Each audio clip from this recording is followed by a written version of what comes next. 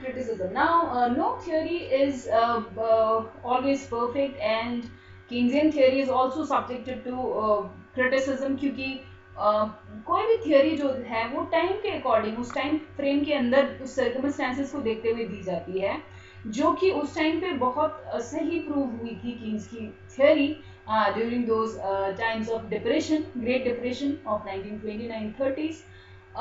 But जो later on class जो और इकोनॉमिस्ट, मॉडर्न इकोनॉमिस्ट हैं, उन्होंने बहुत सारे फ्लॉज इसमें पाए. ठीक है, तो क्या क्या किस किस बेसिस पे कीन्स की थियोरी को क्रिटिसाइज किया गया है. सो पहला पॉइंट है that the concept of equilibrium is self-contradictory, right? So self-contradictory इसलिए क्योंकि Keynes के according equilibrium is possible under less than full employment level also, जबकि कई सारे economists का बिलीव है दैट इक्विलिब्रियम कहाँ होना चाहिए, जहाँ पे रिसोर्सेज, सारे रिसोर्सेज, नॉट ओनली लेबर, सारे रिसोर्सेज फुली एम्प्लॉयड हो, फुल यूटिलाइजेशन सब इकोनॉमी के रिसोर्सेज का हो रहा हो, उसी सिचुएशन पे ही इक्विलिब्रियम हो सकती है. बट कीन्स ने एक्सेप्ट किया कि इक्विलिब्रियम जो है less than full employment level पे भी होता है, राइट? सो इक्विलिब्रियम का जो बेसिक कॉन्सेप्ट को इग्नोर कर दिया यहाँ पे कीन्स ने. सो उस बेसिस पे यहाँ पे जो इकोनॉमिस्ट ने कीन्स को क्रिटिसाइज किया है. देन जो कीन्स की जो थियोरी है, it is based on a short period, right? So he has ignored the long period equilibrium, जबकि according to the on the humanitarian ground, on the basis of the concern towards the civilization, हम लोग अगर देखें तो हमें long period को सोचना चाहिए. कोई भी अभी प्रोजेक्ट हम लोग बनाएंगे तो we should consider the long run impact of that very project, क्योंकि हमें देखना है कि रिसोर्सेज इस तरह से यूटिलाइज हों कि वो फ्यूचर जनरेशन के लिए भी बचे, राइट? बहुत ज़्यादा हम लोग पोल्यूशन ना करें कि फ्यूचर जनरेशन उससे सफ़र करे, उसका आफ्टर इफेक्ट्स उनको भुगतना पड़े. इस तरह से हम लोग को लॉन्ग पीरियड के लिए सोच के चलना है, क्योंकि शॉर्ट पीरियड के लिए हम लोग चीज़ें कंसीडरेशन में लेते हैं तो बहुत सारे रॉन्ग कंक्लूजन पे हम लोग आ सकते हैं. So we should not ignore the long period equilibrium as well, right? जो कि कीन्स की थ्योरी पे इग्नोर किया गया है. Then his theory is based on an unrealistic assumption of perfect competition, जबकि Chamberlain and Mrs John Robinson ने कहा है जो परफेक्ट कंपटीशन एक थ्योरेटिकल कॉन्सेप्ट है, रियलिटी में हर एक इकोनॉमी में एक monopolistic competition kind of situation को ही हम लोग देखते हैं. बट कीन्स का जो थियोरी है वो परफेक्ट कंपटीशन पर बेस्ड है. सो एक इम्प्रैक्टिकेबल या अनरियलिस्टिक है, not related to the real world, real economy, right? It is not, वैसे बोला गया it is a general theory, but it is not a general theory according to economists. Why? Because एक तो ये सारी economies पे लागू नहीं होता है, अंडर डेवलप्ड इकोनॉमीज पे ये लागू नहीं होता है, सोशलिस्ट एंड कम्युनिस्ट इकोनॉमीज पे ये लागू नहीं होता है, या मिक्स्ड इकोनॉमी पे ये लागू नहीं होता है. ये सिर्फ और सिर्फ कैपिटलिस्टिक इकोनॉमिक सिचुएशन के अकॉर्डिंग ये थियोरी बनाई गई है. So on that basis, it is not a general theory. General मतलब जिसकी universal applicability हो, right? दूसरा ये जो थियोरी है, यहाँ पे कई सारी चीज़ें इग्नोर की, जैसे अनएम्प्लॉयमेंट में टेक्निकल अनएम्प्लॉयमेंट जो है उसके बारे में कुछ बताया ही नहीं गया है, राइट?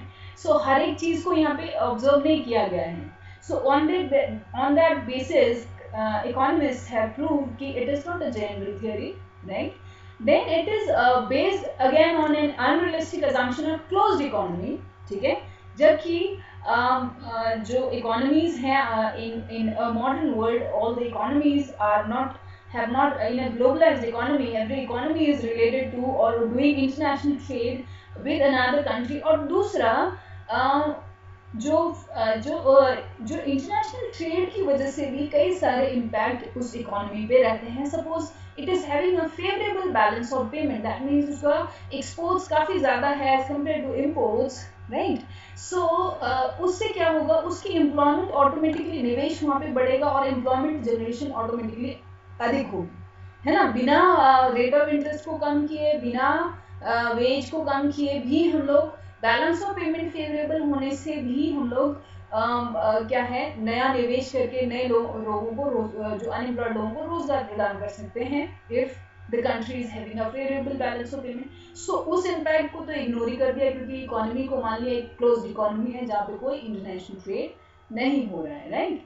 देन ही कंसीडर्ड, जो कीन्स ने अपनी लेबर यूनिट बोली है, it will be of homogeneous characteristics, right. But we all of us know that labor is not homogeneous, ठीक है.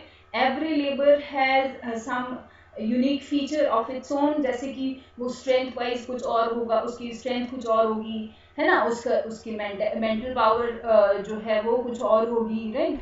सो ऑन दैट बेसिस हम लोग बोल सकते हैं, जैसे कि सपोज एक एक ऑफिस में काम करने वाला क्लर्क और एक मैनुअल काम करने वाला, सड़क पे काम करने वाला labour can not be considered as homogeneous labour, right.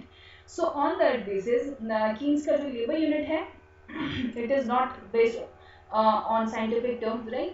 Then multiplier का जो कॉन्सेप्ट है कीन्स ने अपनी जनरल थ्योरी में दिया है, दैट कि निवेश बढ़ने से इनकम बढ़ता है मल्टीपल इफेक्ट से, क्योंकि निवेश जब होता है तो उस निवेश के बाद जब लोगों को रोजगार मिलता है, और रोजगार मिलने के बाद उनके पास परचेजिंग पावर आती है, यानी कि इनकम मिलता है, तो उस इनकम से जब वो डिमांड करते हैं तो वो दूसरे और लोगों की भी इनकम बढ़ाते हैं. दैट मीन्स उस निवेश की वजह से मार्जिनल प्रोपेंसिटी टू कंज्यूम जो बढ़ता है लोगों का, उसकी वजह से लोगों को और इनकम जनरेट होती है, क्योंकि नए लोगों को और रोजगार मिलता है, राइट. सो इस तरह से मल्टीपल इफेक्ट से जो है निवेश, थोड़े से निवेश से बहुत ज़्यादा इम्पैक्ट इकोनॉमी में रहता है, और बहुत ज़्यादा मल्टीप्लायर इफेक्ट से जो है नेशनल इनकम और आउटपुट बढ़ती है. बट कीन्स का जो मल्टीप्लायर का कॉन्सेप्ट है, that has appears to be operational only in case of depression, है ना. बूम में और आपके जब इन्फ्लेशनरी टेंडेंसीज होगी, मतलब बूम होगा, राइट. तो उस टाइम पे उस बिजनेस साइकिल के दौर में कैसा मल्टीप्लायर का इम्पैक्ट होगा, उसको यहाँ पे स्टडी नहीं किया है कीन्स ने, राइट. और मल्टीप्लायर अंडरडेवलप्ड इकोनॉमीज में कैसा होगा, क्या वो वहाँ पे एप्लीकेबल है, right. That is again not proved by Keynes. Then there is lack of principle of acceleration in his theory of employment. Multiplier का कॉन्सेप्ट तो बताया, बट मल्टीप्लायर इफेक्ट के साथ साथ एक्सेलरेटर भी काम करता है. मल्टीप्लायर तो हो गया change in income due to change in investment. Now due to change in that income, it leads to change in consumption. That change in consumption again leads to change in investment. Capital stock में जो परिवर्तन होगा, that is acceleration.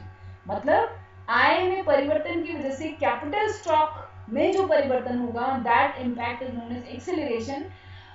तो ये multiplier acceleration साथ में काम करते हैं, और ये सुपर मल्टीप्लायर का कॉन्सेप्ट बाद में हिग्स और सैमुअल्सन ने दिया है. सो वो यहाँ पे इग्नोर ही किया है, अगेन इसको स्टडी नहीं किया है, तो एक इनकम्प्लीट थियोरी रह गई है कीन्स की थियोरी जो है, right. Then it is also called as the economics of depression, because ये जो कीन्स की थियोरी है, it is given at the time of depression. So वो ज़्यादातर उसी फेज के अकॉर्डिंग, उसी प्रॉब्लम से ही ज़्यादा रिलेटेड है. बूम और इन्फ्लेशन को यहाँ पे कीन्स ने स्टडी नहीं किया है, राइट. सिर्फ डिप्रेशन और अनएम्प्लॉयमेंट को ही स्टडी किया है. That is why it is also known as the economics of depression, right. And then rate of interest, he said कि it is purely a monetary phenomenon which will depend upon the demand for money and supply of money. But economists कहते हैं that rate of interest is not again a purely monetary phenomenon. ये एक monetary phenomenon पे भी dependent है, और कई सारे real variables पे भी dependent है, जैसे कि saving और investment पे भी, right. सो दोनों चीजें ही इम्पैक्ट करती है रेट ऑफ इंटरेस्ट को, ना कि सिर्फ मॉनेटरी फैक्टर्स ही इसको इन्फ्लुएंस करती हैं, right, in the money market, right. Then post Keynesians जो थे, जैसे कि मिल्टन फ्रीडमैन, है ना, रॉबिन्सन, हिग्सन, हिग्स, इन सब ने कीन्स की थ्योरी को ऑन द वेरियस बेसिस इसको क्रिटिसाइज किया है, राइट. जैसे कि कीन्स ने बोला कि there is no proportional relationship between income and consumption. मतलब इनकम बढ़ेगा तो कंजम्पशन भी बढ़ेगा, but consumption will not increase by the same amount as the increase in income. That is not proportional relationship between income and consumption. ये Keynes का concept था, but दूसरे जो इकोनॉमिस्ट हैं उन्होंने बोला कि ये जो रिलेशन है वो प्रोपोर्शनल रहता है और कंजम्पशन सिर्फ आज की इनकम का ही जो है पे डिपेंडेंट नहीं है. It is not the function of the current income only, but बल्कि दिस कंजम्पशन में बहुत सारी थ्योरीज दी हैं. Permanent income hypothesis, relative income hypothesis करके इकोनॉमिस्ट ने, तो उन्होंने बताया है कि ये जो कंजम्पशन है वो अभी करंट इनकम पे नहीं डिपेंड करती, बल्कि रिलेटिव इनकम जैसे कि नेबरहुड की इनकम पे डिपेंड करेगी, या आपके जो परमानेंट इनकम के अकॉर्डिंग, मतलब कि आपका पीछे से कैसा बैकग्राउंड आपका रहा है और अभी फ्यूचर में क्या होने वाला, उसके बेसिस पे भी आपका कंजम्पशन जो है प्रभावित होता है परमानेंट इनकम हाइपोथेसिस के थ्योरी के आधार पे. सो वो ये सारे कॉन्सेप्ट्स को कीन्स ने स्टडी नहीं किया, जिसमें इन्होंने बताया कि there is a proportional and direct relationship between consumption and income, right? फिर दूसरा क्रिटिसिज्म किया है कि जो कीन्स ने डिमांड फॉर मनी है ना बताया, जो लिक्विडिटी प्रेफरेंस बताया for the transaction and precautionary motive, बताया कि वो सिर्फ इनकम पे का फंक्शन है. मतलब दो L1 ब्रैकेट में लिखा था Y है ना, that means precautionary and transaction motive is the function of income alone. But these economists said कि ये सिर्फ इनकम पे ही नहीं बल्कि ये दोनों चीजें भी रेट ऑफ इंटरेस्ट पे भी डिपेंडेंट रहती है. It is also function of rate of interest, right? जबकि कीन्स ने बोला सिर्फ स्पेक्यूलेटिव मोटिव के लिए ही रेट ऑफ इंटरेस्ट पे हम लोग डिपेंडेंट रहते हैं. बट ये इकोनॉमिस्ट के अकॉर्डिंग इन्होंने बाद में बोमोल की जो थियोरी है उसमें बताया है कि कैसे रेट ऑफ इंटरेस्ट भी इन्फ्लुएंस करता है इन दोनों फैक्टर्स में, राइट? फिर तीसरा जो है कीन्स ने सिर्फ टू सेक्टर मॉडल की बात की है, जहाँ पे कंजम्पशन एक्सपेंडिचर और इन्वेस्टमेंट एक्सपेंडिचर को लिया है. बट पोस्ट कीन्सियन इकोनॉमिस्ट ने फोर सेक्टर मॉडल दिया, जहाँ पे कंजम्पशन एक्सपेंडिचर, इन्वेस्टमेंट एक्सपेंडिचर के साथ साथ government sector and foreign sector, मतलब जो आपका export import foreign sector, government का एक्सपेंडिचर जो है दैट इज गवर्नमेंट सेक्टर का रेवेन्यू एंड इनकम जो है वो गवर्नमेंट सेक्टर इसमें आ गया. तो ये फोर सेक्टर मॉडल बाद में इकोनॉमिस्ट ने दिया है, जबकि कीन्स ने सिर्फ दो ही यहाँ पे दो सेक्टर मॉडल ही दिया है, जिसमें कंजम्पशन एक्सपेंडिचर और इन्वेस्टमेंट एक्सपेंडिचर को ही बताया. तो अगेन इनकम्प्लीट रह जाता है theory, right? Then Keynes has not made any mention about the super investment multiplier. मैंने बताया सुपर इन्वेस्टमेंट मल्टीप्लायर जहाँ पे मल्टीप्लायर और एक्सेलरेटर दोनों काम करते हैं, that is known as the super investment multiplier. ये पढ़ेंगे अभी हम लोग, multiplier, accelerator, super investment multiplier, ये दूसरी बुक में आपका यहीं से ही शुरू है, तो ये हम पढ़ेंगे अभी, राइट?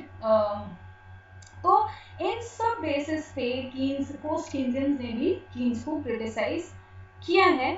बट हम ये नहीं बोल सकते कि कीन्स की थियरी बिल्कुल इन क्रिटिसिज्म के आधार पे बिल्कुल बेकार है, but it is logical, right?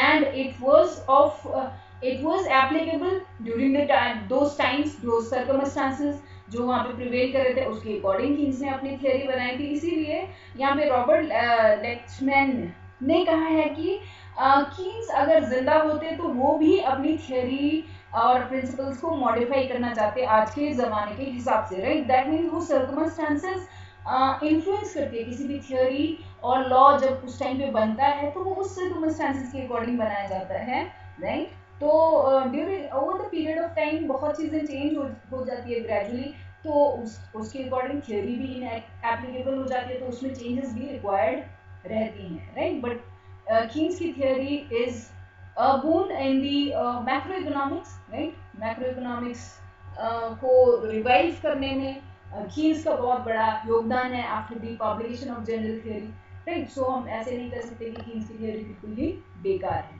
Right? Now